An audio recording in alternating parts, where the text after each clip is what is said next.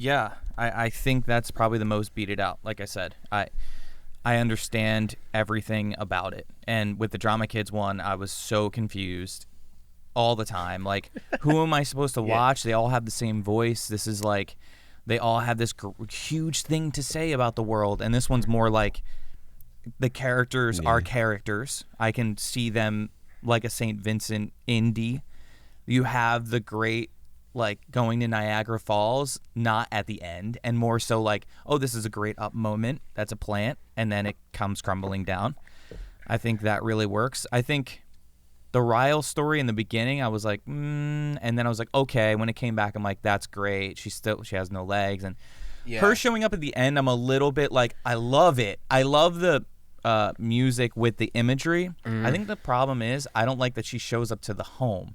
And this is I'm almost like, can there be another way that they reconnect again? I like that more because it kind of seems a little too ironic. It's like really it's the moviest part, I think, that's kind of like like it pulls it out almost a little bit because you're like, but it is the end. I know that's where I was trying to decide. You like, have to have that happen. Feel it? Yes, I do it does. feel like they do need to rekindle, but but I laughed at like Allison's like, here's your new housemate, and I'm like, okay. Now if you put it in there a different way, it works perfectly, because if Deja, all I know is that when you open the door and hear the song and see her, it works, because it really works. Yeah. But the too ironic part, once you said Allison has a new housemate, I'm like, there's no way. Come on, really? And then when you open the door and see her, I'm like, I just felt way too, like, I knew it was coming, and it cheapens it a lot. Okay. But it has to happen, though. Yeah. So there's a way to maybe plant it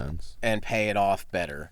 100%. There was another thing I planted early in the movie that I think I can probably just cut it, but when she's leaving the airport, Deja runs into her sergeant, and the sergeant's basically like, if you want to come back, just call me. And I had thought that might be the ending at the time that I wrote that. So I wrote it as a scene, and it's basically, the idea was at the end of the movie, she's just going to enlist again because she doesn't have the answer. I sort of don't like that as much. It doesn't work with the tone. Yeah. The tone is very much like indie, kind of bubbly. That's what really I wanted. Is bubbly. Yeah. Okay, good. It's not like that dark. Yeah, dark everything's drama lost, and then I just got to go back to where I was because that's all I know, and you're kind of which like works sad. for movies, right. but not this movie. Right. The tone completely takes a turn. So planting, I got to figure out how I would get to that. Planting that. Is it as simple as all veterans who return at X time are eligible to enter Fusion Home? Something like that. Like, is it like a here are the rules kind of thing, and it plants it enough that you're like, by the end, like, Riles is there? It still seems too ironic. Yeah, I just feel like the fact that she's just going into the home is sort of the weird twist of it instead of... What if Margaret sets it up? What if you see Margaret doing something? That's better. That's better. Yes. So you see Margaret, like, after they break into the board review and they make their... Margaret doesn't need to set up her coming to the house. Margaret needs to set up something else. Maybe she's setting up a nice dinner for them too, and she still goes without Margaret, and Riles is there, and she's like, oh, she set up a dinner with us. Like, something that puts them in a moment. So it is more like something that maybe Deja kind of knows about and thinks it is something that her and Margaret are going to do. And then when Margaret passes away, she still goes to the thing because she's like, misses her. Oh, that's even Riles better. is there, and she's like, oh, she set this up the whole time. I love that. Yeah. Margaret is not as selfish. Yeah. Continually not as selfish as she thinks. Yep. That's and nice. even after she passed. So we'll set up some kind of event / plan that Margaret and Deja are going to do. Deja still goes, and Riles is there, and that's how the movie ends. That's fine with me too. Or what if Margaret says that she wants her to go to this fancy dinner with her friend, and she doesn't know who her friend is, and she has been talking to Riles for a little bit, and then she shows up and Riles is there, and you're like, oh, okay, Margaret is even after she passed, she's still part of the movie too, which is nice. I like that. It doesn't have to be a dinner, but I like Margaret setting something up. I like it not being at the home. I think it needs to be outside of that, and it's like Deja's life is gonna happen outside of the home. I think that also like helps. she finally that's better. is like getting somewhere. Yeah. Like the home setup did help basically. Like that's a good point. Is it too much? Another thing I'm toying with is like, does Deja buy her house, like Margaret's house, or is that like now we're doing too many? No, it might be too many things. Yeah. Because it's sort I think of like, you kind of, once you see Riles and the Margaret thing, let your mind go. Right. Where do they go from there? Maybe they buy That's Margaret's nice. house. I like when it ends like that. Like, she's going to get better. They're probably going to do all these great things. Right. I think you should leave that stuff open-ended. You already capitalized. Everything is getting a bookend, which is nice. Margaret, Riles, and Deja, which is great. I like, honestly, feel confident in this, more confident in this story than any that I've written, solo in a long time. But what I'm worried about is the first, I would say, 30 minutes of the movie are people gonna tune out, because it's like there are a lot of little. I know. Yeah, that's what I feel like is tough happening. I tuned out. I think so. There was no, in my opinion, I'm like, where does the movie start? Right. I didn't feel a catalyst. I kind of just felt like the Drama Kids script, where I'm like, I'm 50 pages in and I just met characters. Right. Yeah. Like, what is happening?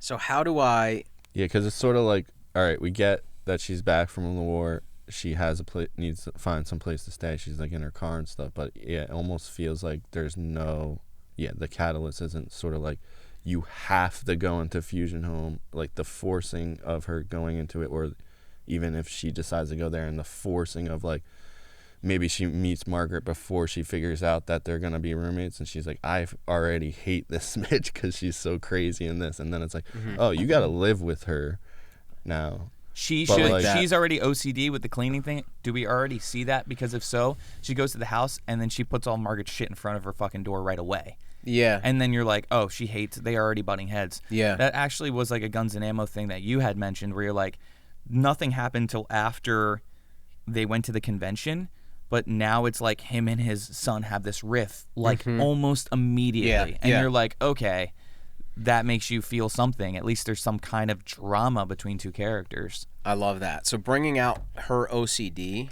and having her clean up Margaret's shit right away in the home is fine. Yeah. Something needs to happen right away. and then I would say, I guess, getting her into the home, like, as I'm writing it out here, I'm actually on page 6, and she just got her car, and Margaret just got kicked out of her house. I don't think we're 6 minutes into the movie. It's possible, but I feel like maybe we're more like 4 minutes into the movie, because a lot of this Sort of quick montage. they're like 2-shot shows scenes, of really. Like, Yeah. this is 2 shots. This is 2 shots. Actually, this is 1 shot, I think, Margaret's house. So, it's like a tight 6 pages, or whatever, however you would say that. It's 4 minutes. I need to probably get them into Fusion Home within 3 pages of where I'm at now, and have that conflict start immediately. Correct. And that will fix, maybe that will fix the lulls of it, if I can get them more into. And I think not only that note, but I think that helps me to maybe punch up their characters, because I haven't figured out Margaret just yet. I think she needs to be more eccentric than she is. I think she needs to be bigger. Like right now she's meek, and I think I like that she's meek, but I also feel like she's weird. She has weird stuff. She wears weird stuff. She's like, trying to think of like Harold and Maude is really the closest I can get. She's like Maude.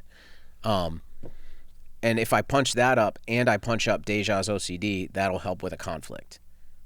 I think so. Okay. At least the initial one, where you start feeling like, all right, this is their movie, their conflict. Okay, I get it. Because you don't feel that. You understand that that's what's going to happen, but you don't feel it. Right. You don't feel it. And I honestly don't know if you ever really feel it. There's no conflict between them. There's very minimal. Yeah. Until the picture thing. Yeah, but I think it's more visual if she does something like that. that you're like, okay, now I'm starting to see it. You kind of want to be eased into it. Yeah. So you understand it's starting, it's happening. So I think that will help me a lot. And then maybe the only other thing I could say is like, if I could make it a little bit more funny, situationally funny, Okay. I think it's kind of what I want. Like, I almost want like that dark, dry humor, like sort of it starts out with like, she ran over me with both tires, you know, kind of like the visual of, we don't have to show all that, but like sort of want to add some of that, which is not really my strong suit. So maybe I'll get through like the drama version of it, and then we'll come back and like punch it up. Okay. Yeah, Cool. I mean, it depends how much, like, how eccentric you want this lady, because she ran over Joe. Is that her name? Joe, yeah. So, like, under her breath, you know, Joe could say both tires, and she can just say, like, she scratched my wheel, like under her breath or something, like to her lawyer, like, and she scratched my wheel, like. I actually like that more, because right now she's like crying, and she's kind of like, you know, I feel like it's better for her to be like, I don't understand what's wrong here. Okay. So I picture this for June Squibb and Dominique Fishback. That would be like my best case scenario casting for that. Okay. But I do think it's the kind of movie that could be anyone, you know, it doesn't have to be like big named actors or anything like that. Yeah, I think beginning, definitely, if you want to kind of add that little bit of humor, I think she shouldn't be crying. That also is very out of character already for her, it seems. Yeah. She kind of... I think she uses her like bigness to kind of cover up all the sadness of like her daughter dying and her husband and all that, and she kind of plays up this like, I'm her a hoity-toity, and she tries to be Denise, basically. You know, she tries to like mimic that, and she is not that. Yep. So yeah, she's trying to be the White Hat Club person, but she really isn't that. Yep. But she's trying to fit in, even though she's this other. Deep down, she cares. So yeah, I think in the beginning you should make her much more like snippy. Okay, I like that. And then yeah. So Margaret, would Margaret be more like, hey, don't touch my stuff, please? Like I kind of like, feel okay, like that's more better. almost like Bonnie Wells. Yeah, I like that. I like that. She's just like until you actually get to know Bonnie, she's not that at all. Yeah. So that's so yeah, the way she talks and everything, but yeah, I think it'd be funny to tell her telling like the defense lawyer like, and she scratched my wheels, bring that up. And he's like, bring up my tailpipe. My tailpipe is broken. she bent my tailpipe. Okay. Well, not the first time I ran her over. The second time, so make sure you bring that. And he's like, oh, shut up. Okay, cool. So that's Fancy Margaret notes. Hopefully next time we talk about this movie, we will have a title, and we will have more of a draft. Ba-dum-bow.